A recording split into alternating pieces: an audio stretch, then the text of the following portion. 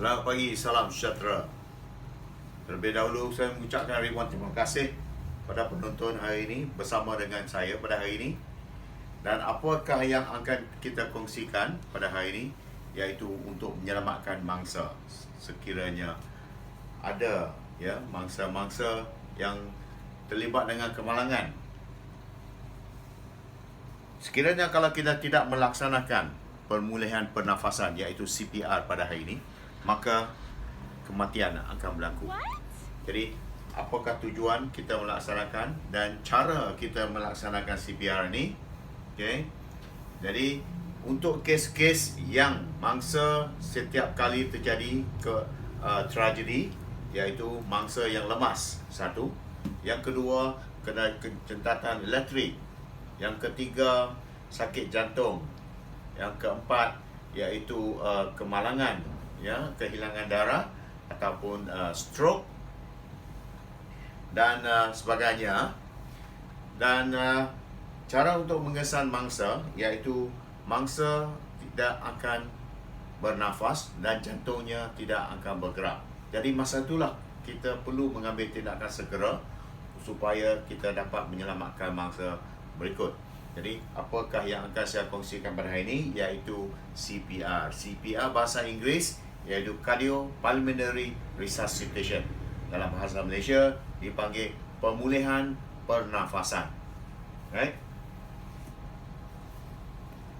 Izinkan saya kongsi, ini adalah tajuk iaitu CPR, Cardiopulmonary Resuscitation. Right? Dalam bahasa Malaysia, pemulihan pernafasan. Maksud seseorang telah berhenti pernafasan dan jantungnya tidak berdenyut. So, itu akan menyebabkan kematian dengan cepat. Jadi, saudara-saudari perlu berlatih dan memahami cara untuk membuat pemulihan pernafasan sebab seseorang mangsa sekiranya pernafasannya berhenti melebihi 4 minit, maka amat sukar untuk dihidupkan balik semula.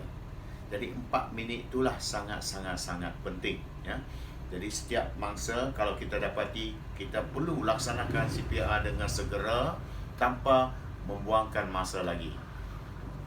InsyaAllah dalam 4 minit sekiranya mangsa kita melaksanakan CPR, peluang untuk menghidupkan mangsa tersebut amat tinggi. Jadi apakah cara-cara yang perlu kita laksanakan? So, ini adalah cara-cara yang mudah untuk tuan-tuan dan puan mengingati, iaitu satu, Doctors ABC, paling mudah, Doctors ABC. Jadi apakah yang dimasukkan D iaitu danger. Tuan-tuan, sebelum tuan-tuan menyelamatkan mangsa, pastikan diri anda selamat dahulu, barulah kita menyelamatkan mangsa, iaitu persekitaran sekiranya ada perdarahan ataupun ada elektrik atau tempat-tempat yang bahaya. Jadi tuan-tuan perlu membawa mangsa ke tempat yang lebih selamat, iaitu danger. Right? Yang kedua, R adalah respon. Tuan-tuan apabila sampai ke mangsa, tepuk bahu mangsa dan tanya, are you okay? Are you okay? Are you okay? Sekiranya tidak ada tindak balas dari mangsa, jadi apakah tindakan yang tuan-tuan perlu buat? Maksud tuan-tuan perlu minta bantuan. Help, please call 999 dan bring AED. AED adalah alat untuk memulakan denyutan jantung seseorang mangsa. Jadi shout, perlu jerit dengan kuat, minta bantuan, minta mereka menghubungi ambulans dan membawa AED supaya sementara tuan-tuan melaksanakan CPR, mangsa ni dapat dihantar ke hospital dengan secepat mungkin. Kemudian A adalah airway, saluran pernafasan. Mangsa kebanyakan, udara tidak akan masuk ke dalam sekiranya tuan-tuan tidak mendongakkan dagu supaya pernafasan udara dapat dimasukkan ke dalam dari mulut ke paru-paru. Itu adalah A. Sebentar lagi saya akan tunjuk lebih lanjut. B, tuan-tuan dengan secara mata kasar dan rasa sama ada mangsa bernafas ataupun tidak. Apakah cara untuk melihat untuk mangsa sama bernafas tidak? ada denyutan ataupun tidak, bernafas ataupun tidak, ya. Sekiranya tidak ada pernafasan, ya, ataupun pernafasan yang cetek, ya, tuan-tuan kena laksanakan CPR dengan segera. Dan yang ketiga, compression. Compression adalah tekanan yang perlu tuan-tuan laksanakan di sini, iaitu jantung. Kita perlu membuat masaj, ya, denyutkan jantung supaya jantung tersebut dapat dihidupkan balik semula, supaya pendarahan daripada badan kita dapat disalurkan ke otak-otak mangsa, kemudian mangsa tersebut boleh dihidupkan balik. Bermakna oxygenated blood, pendarahan yang tidak ada oksigen. Dan bila kalau tuan-tuan melaksanakan CPR, pendarahan yang ada oksigen dihantar kepada otak, barulah badan-badan kita dapat berfungsi balik semula. Jadi perkara ini sangat-sangat penting, tuan-tuan, ya.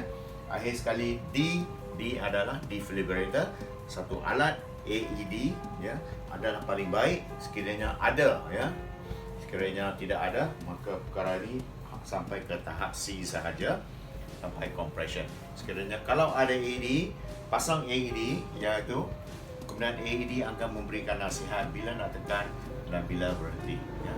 Itu kita akan masukkan ke sesi yang kedua dengan menyelamatkan mangsa menggunakan AED. Baik. Jadi suka saya untuk ulangi di sini, ya, untuk memperingatkan tuan-tuan dan puan-puan, 4 minit perlu laksanakan CPR dengan cepat supaya seseorang mangsa dapat dihidup dengan cepat, dan peluang untuk mangsa hidup balik amat tinggi, ya. Sekiranya kalau lebih pada 4 minit, maka amat tipis. Okey. Kemudian ABCD, right? Pemulihan pernafasan. Okey. Tekanan bermaksud 30 tekanan, right? 2 hembusan. Itu adalah prosedur dia, dan perlu buat 4 kitaran. Baik. Okey. Jadi seterusnya saya akan membuat sedikit demonstrasi di sini, dan sambil saya memberi demonstrasi, saya akan memberi sedikit, ya, tunjuk ajar supaya tuan-tuan akan dapat lihat dengan jelas dan sentiasa akan mengingati apa cara-cara yang akan kita buat, ya. Okey, habis.